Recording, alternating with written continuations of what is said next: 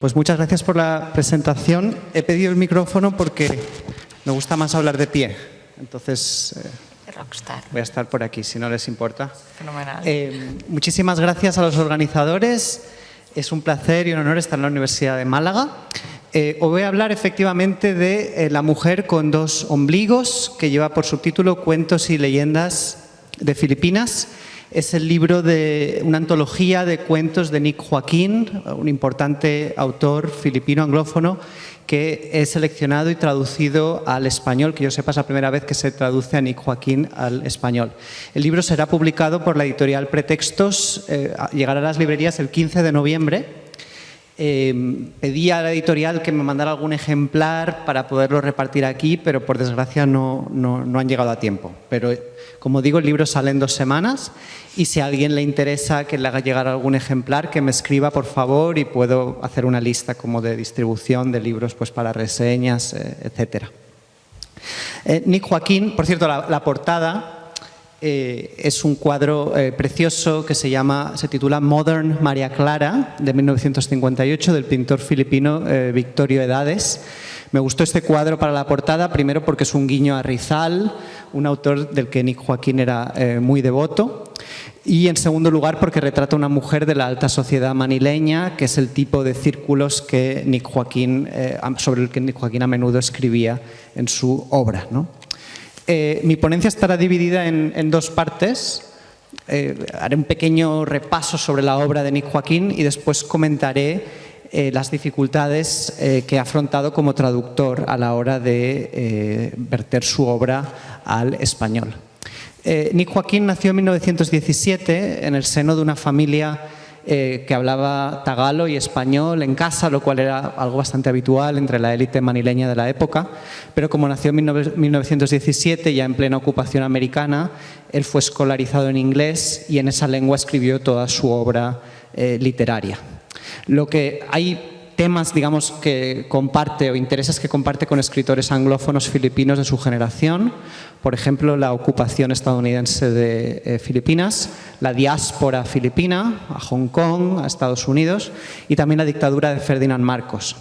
Pero lo que distingue a Nick Joaquín de otros escritores anglófonos filipinos de su generación es que le interesa profundamente el legado hispánico de Filipinas, ¿no? Quizá José García Villa, a lo mejor podríamos citar también como ejemplo, pero si no, normalmente los escritores filipinos en inglés no tienen ese interés tan profundo en el legado hispánico como es el caso de Nick Joaquín, ¿no? Y de ahí que me interesara tanto traducirlo también y que estuviera en español.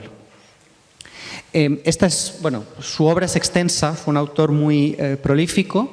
Yo me voy a centrar hoy sobre todo en hablar de sus cuentos. Estos son los 8 cuentos que seleccioné y traduje para la antología. Todos ellos escritos a mediados del siglo XX, pero también escribió una obra de teatro muy importante, ¿no? El retrato del artista filipino, que ha sido llevada al cine en 2 ocasiones, quizá la obra de teatro más célebre o de las más populares del archipiélago. Escribió 2 novelas, La mujer con dos ombligos. Primero apareció como cuento en 1949 y después ese cuento pasó a ser el capítulo primero de la novela del mismo título, ¿no? The Woman Who Had Two Navels, de 1961, que es una de las novelas postcoloniales importantes de la literatura filipina. Y su segunda novela es Cueva y sombras, Cave and Shadows, del 83, que está ambientada en la época inmediatamente anterior a la dictadura de Ferdinand Marcos. También escribió poesía y ensayos, pero hoy no puedo abarcarlo todo, no hablaré de ellos. Mi querida amiga Paula Park, a quien muchos aquí conocen, ha escrito la introducción al libro y ella destaca o define el género, el estilo de Joaquín usando un marbete que usó el propio Nick Joaquín, Tropical Gothic, gótico tropical. Leo la última frase, se refiere a una fusión de elementos góticos como el interés por el misterio, la muerte y lo sobrenatural con el entorno tropical, el folclore y la cultura de Filipinas. También se ha asociado a Nick Joaquín con el realismo mágico, que es un tema que hemos comentado esta mañana y durante la comida. Incluso en la edición de Penguin de sus cuentos se cita a García Márquez en la contraportada, que yo creo que siempre viene bien por temas de marketing, ¿no? Porque García Márquez es muy popular. Yo personalmente creo que se entiende mejor a Nick Joaquín mirando hacia atrás. Es decir, yo si tuviera que definirlo de alguna manera, lo definiría como un retroromántico. Es decir, creo que su enfoque de lo sobrenatural, del folclore filipino, se entiende mucho mejor comparándolo con Bécquer que con García Márquez. Y aunque no he visto en ningún estudio sobre Nick Joaquín, he visto jamás que se mencione a Bécquer, pero creo que cualquiera que compare las leyendas de ambos verá enseguida que las similitudes son enormes, ¿no? Por ejemplo, hay un cuento de Nick Joaquín, La leyenda de la joya de la Virgen, en la que un fraile, un ex soldado que se ha convertido en fraile, perdón, quería decir, roba una joya a una virgen, a una deidad filipina indígena para dársela a la Virgen que han traído los españoles. Y esto a mí me recuerda a la leyenda de la Jorca de Oro de Bécquer, donde el protagonista intenta robarle una joya a la Virgen toledana. En Doña Jerónima, otro cuento de Nick Joaquín, hay una misteriosa presencia femenina inasible asociada a una barca en un río que recuerda muchísimo al rayo de luna de Bécquer. Y el cuento de la misa de San Silvestre de Nick Joaquín, sobre una misa sobrenatural que tiene lugar cada fin de año en Manila, recuerda muchísimo al Miserere o a Maese Pérez el organista por la imbricación de lo sobrenatural con lo musical y lo tétrico, ¿no? Así que yo creo que a mí la influencia de Bécquer, que por otro lado era muy leído en Filipinas, me parece indiscutible. Y por otro lado hay una serie de cuentos ambientados en la época colonial española más lejana, es decir, los siglos XVI, XVII, y allí hay muchas descripciones de la vida cotidiana en Manila, una alusión a los chinos o sangleyes del Parián, que yo estoy seguro que Nick Joaquín había leído también las crónicas hispano-filipinas, que muchos aquí hemos leído y estudiado, Morga, Quirino, Argensola, etc., ¿no? Así que, aunque yo no soy teórico de la traducción, ni me voy a explayar mucho más en esto, pero sí que creo que hay una idea clave, una metáfora de José María Arguedas que aplicó para la literatura hispanoamericana que veo de utilidad también aquí. Dijo Arguedas, usó la metáfora de los ríos profundos, ¿verdad? Él dijo que si bien el español es la lengua dominante en Hispanoamérica, hay unos ríos profundos, corrientes subterráneas formadas por todo ese acervo de la literatura o literaturas y culturas indígenas que de alguna manera están allí latentes, soterradas, aunque se escriba en español. Y creo que en el caso de Filipinas, al menos con Nick Joaquín, pasa algo parecido. Él escribe en inglés, pero hay allí unos ríos profundos, esas corrientes subterráneas, todo ese legado hispánico, Bécquer por un lado, las crónicas hispano-filipinas por el otro. Bien, y con esto voy a pasar ahora a la segunda mitad de la presentación, que es básicamente, bueno, este es el listado de los cuentos, y ahora lo que haré será comentar, digamos, he clasificado las dificultades a las que me he enfrentado como traductor en 7 grupos y voy a dar un ejemplo de cada uno de ellos. Pero antes quería poner el título de los cuentos en español. Los 6 primeros están ambientados en la época colonial española, 4 en los siglos XVI y XVII y 2 en el siglo XIX. Así que son 6 cuentos, los 6 primeros sobre la época colonial española, y los 2 cuentos últimos están ambientados ya en la época colonial americana e incluso en la época poscolonial, en el caso de La mujer con 2 ombligos. Entonces, bueno, es una antología de 250 páginas con 8 cuentos. Los 3 últimos son casi nouvelles o novelas breves y me parece que es una muestra suficientemente representativa de lo que es la obra de Nick Joaquín y sus intereses, que abarcan no solo lo prehispánico y el periodo colonial español, sino también el periodo estadounidense, incluso la realidad de las Filipinas postcolonial. En cuanto a las 7 dificultades de traducción a las que me he enfrentado, la primera de ellas la tienen aquí. A Nick Joaquín le gusta escribir frases muy largas. De hecho, el cuento Doña Jerónima comienza con una frase de 2 páginas, de la cual tienen aquí un fragmento pequeñito. No es tan tan habitual en literatura inglesa, salvo que uno sea Henry James, escribir frases de 2 páginas, ¿no?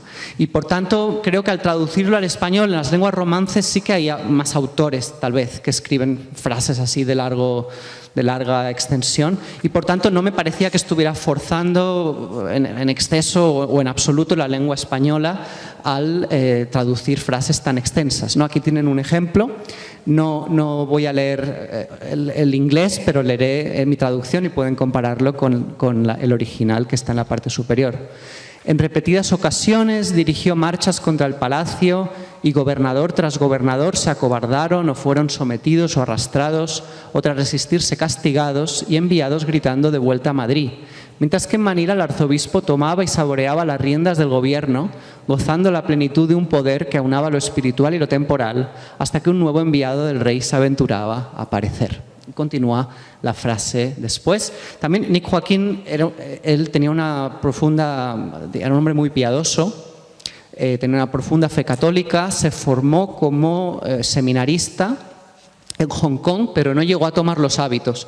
Pero se nota mucho ese interés en lo religioso y los personajes de sus cuentos a menudo experimentan éxtasis místicos.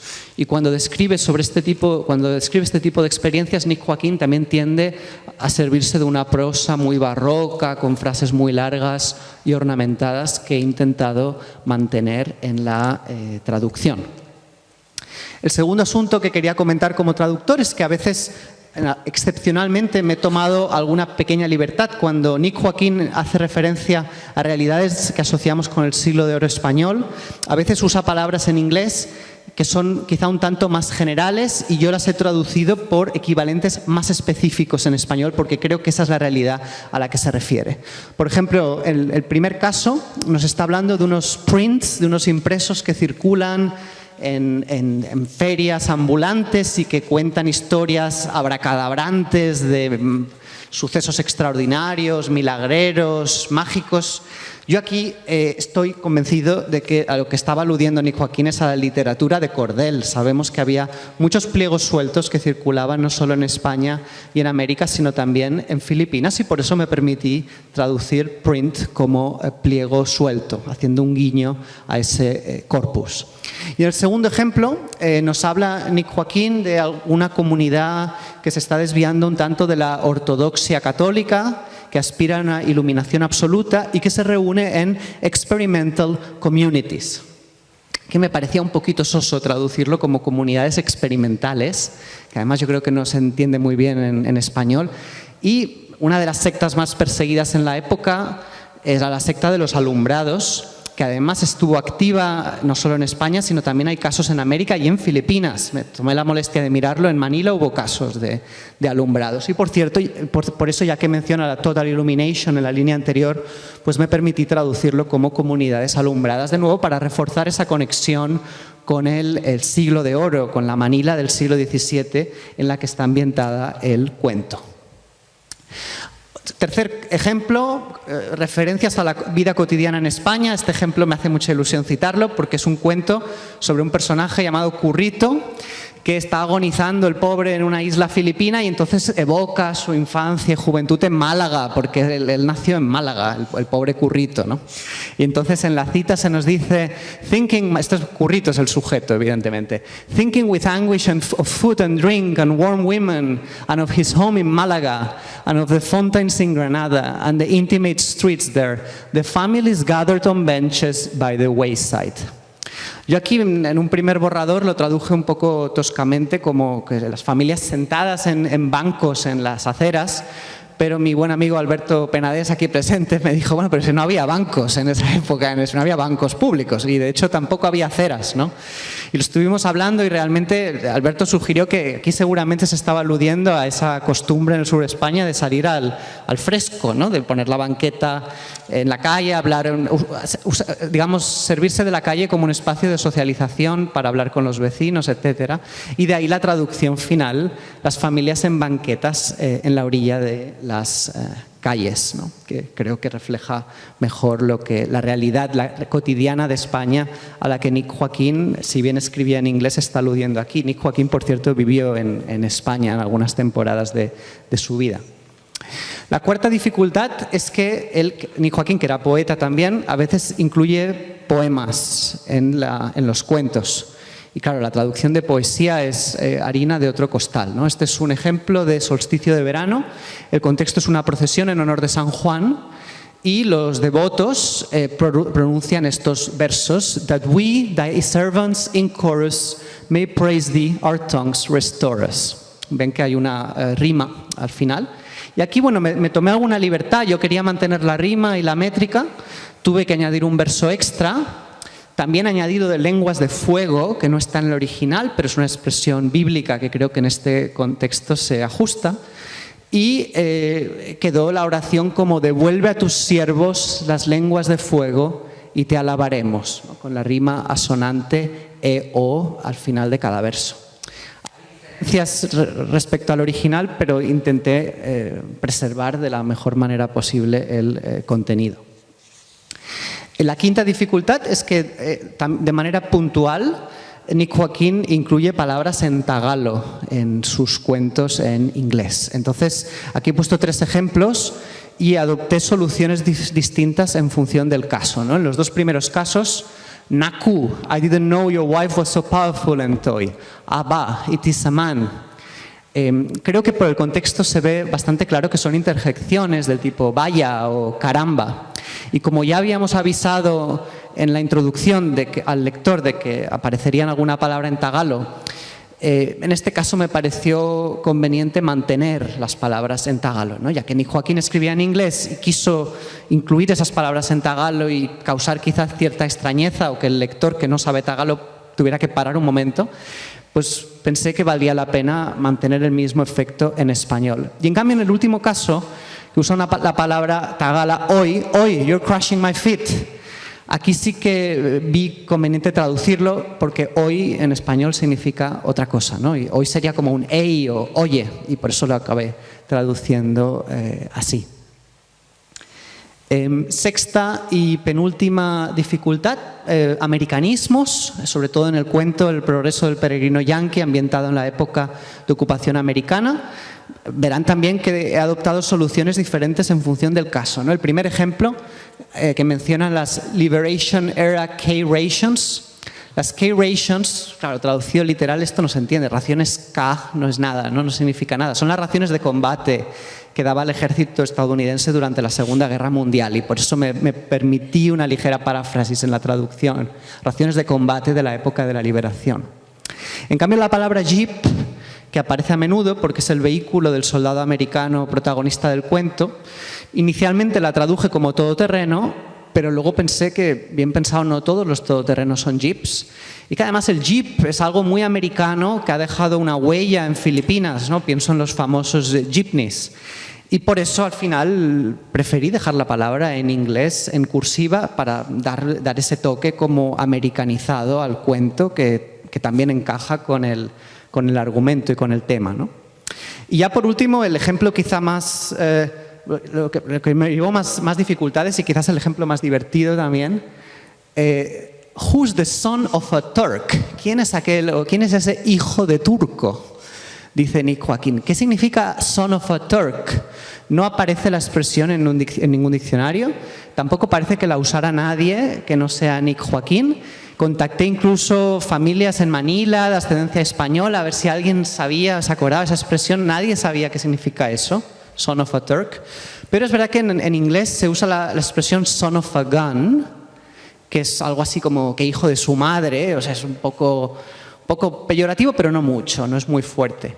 Y por otro lado, el contexto, estamos hablando aquí de un hombre joven que tiene una relación extramatrimonial con una señora que le dobla la edad, adinerada, y estos son como los chismes, ¿no?, de lo que comenta la gente, o sea que es un tono un poco ligeramente peyorativo y respecto a un tema un poco de naturaleza sexual o picaresca, y por eso pensé que traducirlo como Who's the son of a Turk? ¿Quién es aquel tunante? Me pareció que transmitía bastante bien el sentido del original. Hay otro caso en el que le llaman al personaje turco, en el original inglés. ¿Quién es ese turco con un guión en medio? Y en ese caso lo traduje como bribón, ¿no? Pero siempre moviéndome dentro del léxico picaresco, por así decir. Y por último, quería, ya con esta reflexión concluyo, quería decir que yo he llevado a cabo esta traducción como un acto de restauración cultural, por un lado, y de revisión del canon de la literatura hispano-filipina por el otro. Con esto quiero decir que todos aquí hemos leído y estudiado la literatura filipina en español. Creo que Nick Joaquín, dado su estilo, dados sus intereses, dados los temas que trata, si bien escribía en inglés, tiene que ser incluido y tiene que ser considerado también como integrante de la literatura hispano-filipina, y ese es el objetivo al que aspiraba con esta edición. Nada más, muchas gracias.